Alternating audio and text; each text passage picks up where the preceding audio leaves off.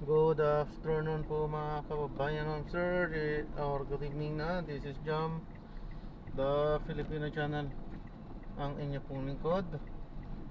So today is June 7, 2026. At tayo ngayon ay papunta dyan yan sa may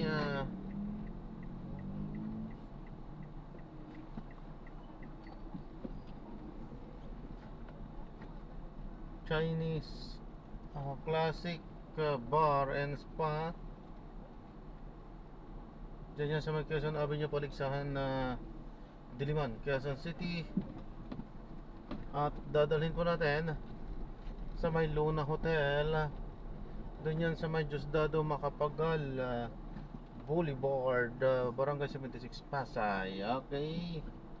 Magbabalik po tayo mamayang anti po pag nakuha na po natin sila. Disclaimer lamang po, ang content po natin ay kalsada at hindi ang passenger. Kaya nga naman saka naman po na may marinig kayo mga pangalan ng lugar, pangalan ng tao, pangalan ng organization, government o private man yan, ay wala pong kinalaman ng channel nito.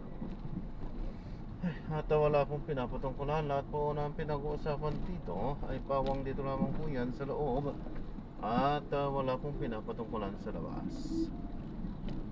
Magbabalik po tayo mamayang onte pag nakuha na po natin.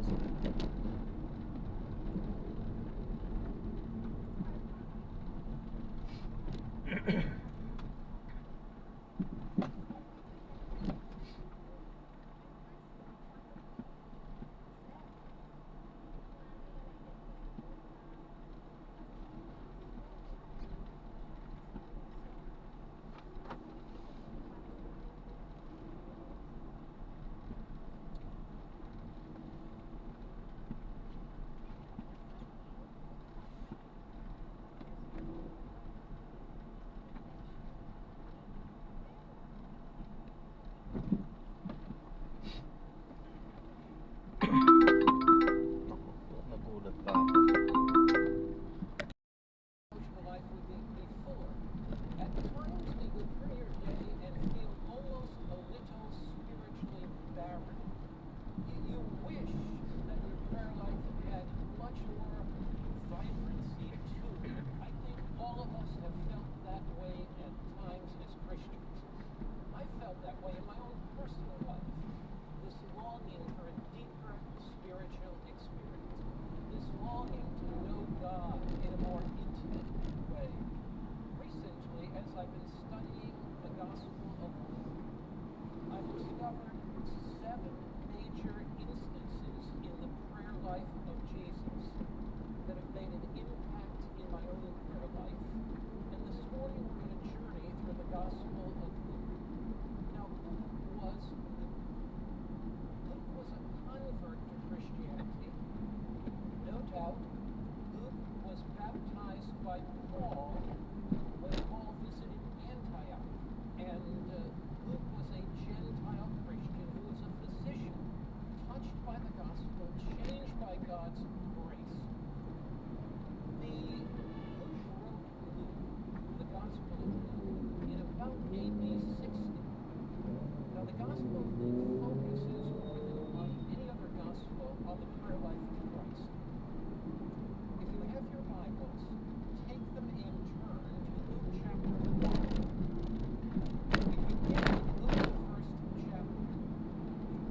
I've outlined each text for you in the study guide and left lines where you can write notes if you so desire as we journey through this study. We're looking at Luke, the first chapter. If you have your Bible, I invite you to turn to it. If you don't have your Bible, you can look up at the screen and pick it up there. But Luke chapter 1, you may, if I asked you, who wrote more in the New Testament than any other writer, you would probably say Paul. Well, you are partially right. Notice I say partially right. Paul wrote about 13 books of it, 27 in the New Testament. But as far as content is concerned, Luke wrote more. Luke wrote his gospel with 24 chapters. He wrote the book of Acts with 28 chapters. So as far as volume, Luke the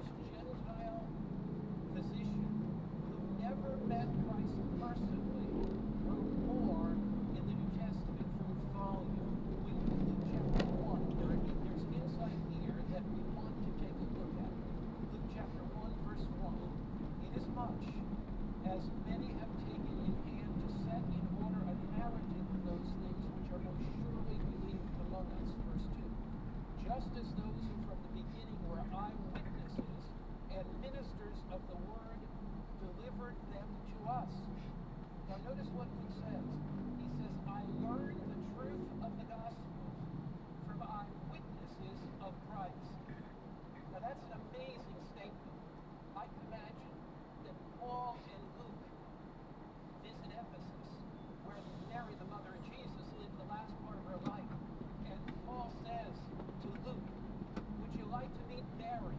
And Mary sits, and Luke sits at the feet of Mary, and Mary begins to share with him the teachings of Jesus and the parables of Jesus. And Luke is taking notes, because what does Luke say here?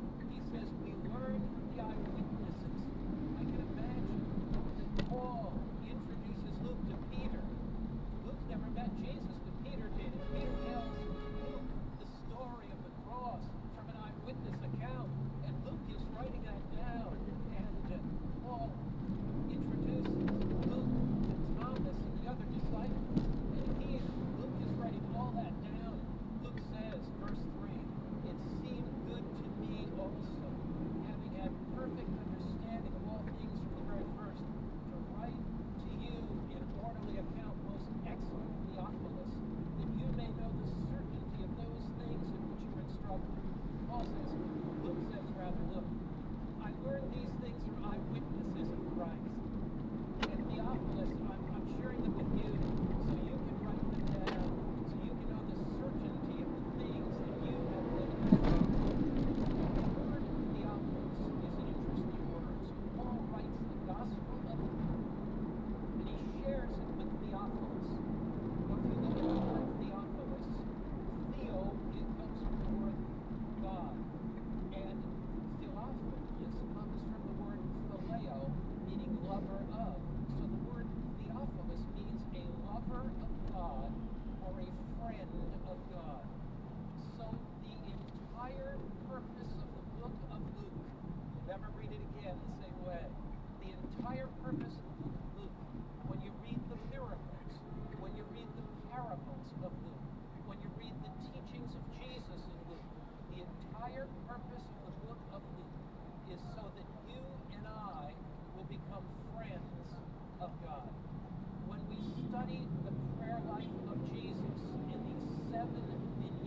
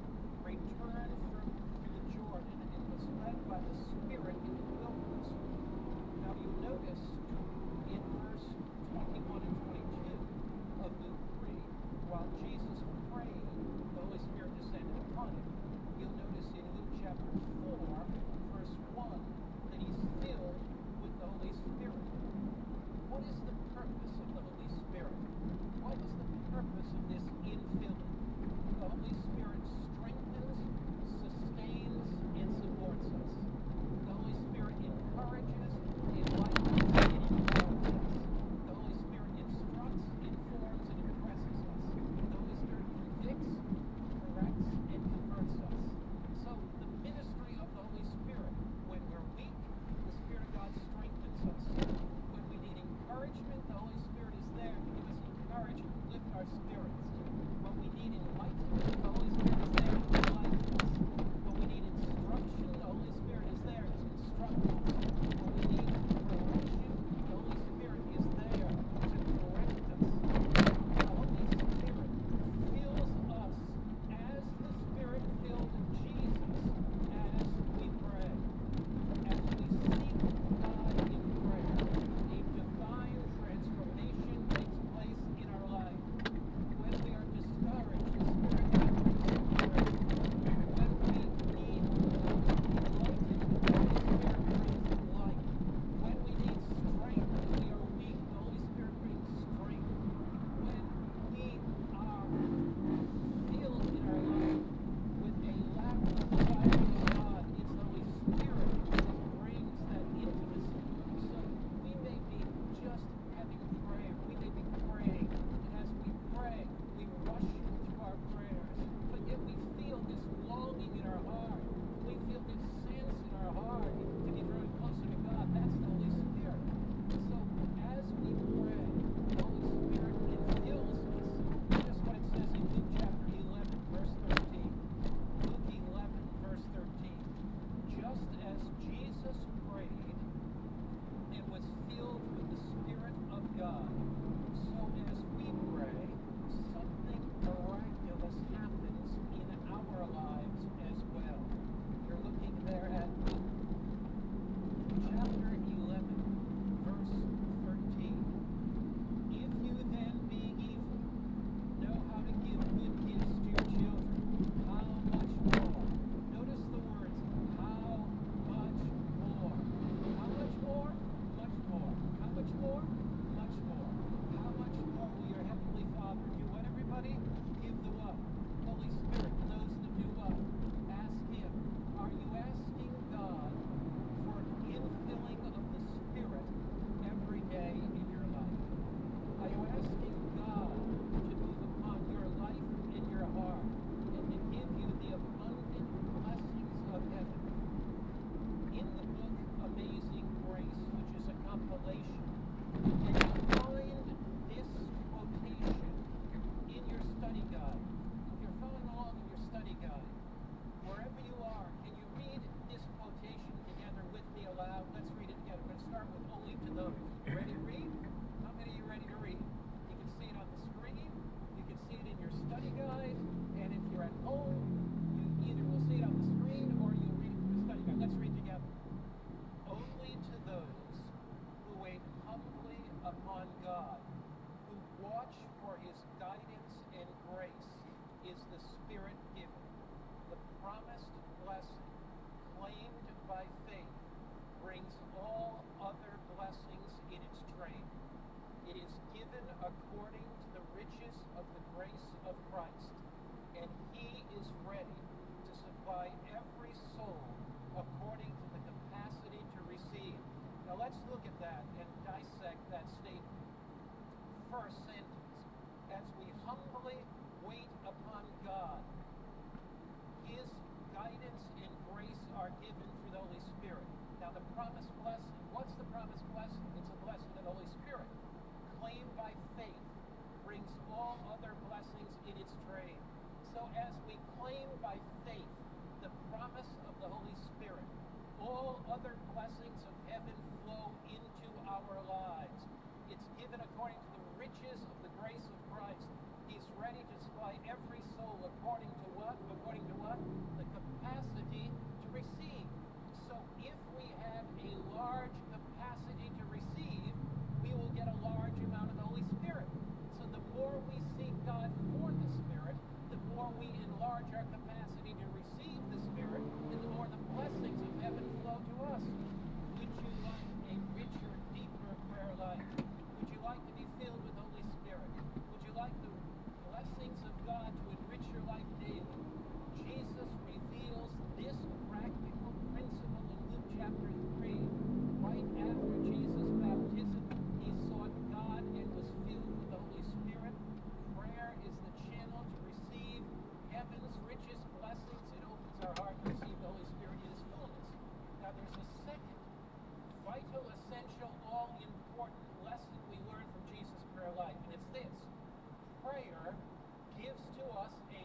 perspective. Now, what's a perspective? How do you define the word perspective? A perspective is a way of viewing something. It's our point of view regarding something. Now, in the quiet place of prayer, we clear out the clutter of life, and we have a different perspective. All of us have perspectives about other people. Are those perspectives always accurate? Because you think that somebody thinks something about you, does it mean that they actually think the thing you thought they thought about you? Because I have a certain perspective on something doesn't mean that thing is right. Does your wife ever have a certain perspective about something you said? Is that always correct? Husbands, do you ever have a perspective about something your wife said? Is that always correct? What is a perspective? A perspective is a way that we view something. Luke chapter 5, verse 16. In prayer, Jesus received clear perspectives about his life, about his ministry. There's a fascinating passage in Luke, the 5th chapter. You're looking at Luke chapter 5, verse 16. Before we look at verse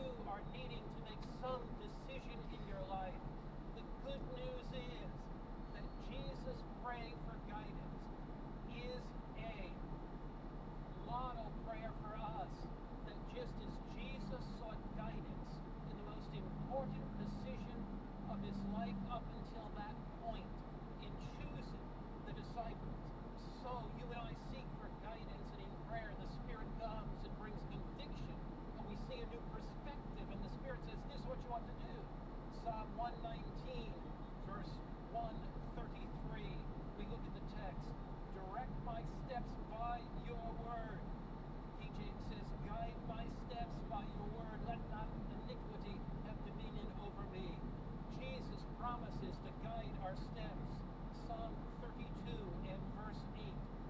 Are you seeking for guidance? You have a guide. Are you seeking for guidance? You have a guide. You can dance for joy, knowing that you're not left alone to make decisions in life. Psalm 32, verse 8. I will instruct you and teach you the way that you should go. I will do what, everybody? Guide you with mine eye. Isn't this good news? In the perplexity of life, when we are confused in making decisions, Jesus says, I will guide you with mine eye. How long will he guide us? Psalm 48, verse 14. Psalm 48, verse 14. For this is God, our God forever and ever. He will be our guide even to death. God does not Yeah, pa. guide Dito us na lang. spasmodically or occasionally Okay. when we come to Ah, dito na? prayer. Okay po. Confused about some Sige po. Yan po. God bless po. perplexed about some decision, we say, Jesus, all I want to know is that you love me. He promises to guide us. There are young people here today, and you're looking for guidance. You have a guide. God is going to speak to your heart. Somebody today that you're watching on YouTube, you need to make a decision. Decision about your job. Decision about relocation. Decision about a home purchase. Decision about a school to go to. Some of you are on the verge of a decision for baptism. And as you get on your knees and seek God, He will bring deep conviction to you. And if you are watching this broadcast today, and you want help and guidance in that as the Spirit convicts you, send us a message and we'll counsel and pray with you. And if you're here in this church today and you feel led to follow Jesus in Bible baptism, you're young, you're old, talk to us about that. We'll pray with you over that. Notice what it says in the book Desire of Ages, page 668. Yan, na-drop na Christ is natin your siya. study Maraming guide. salamat po sa Desire panonood. of Ages God 668. bless We're po. going to read it together.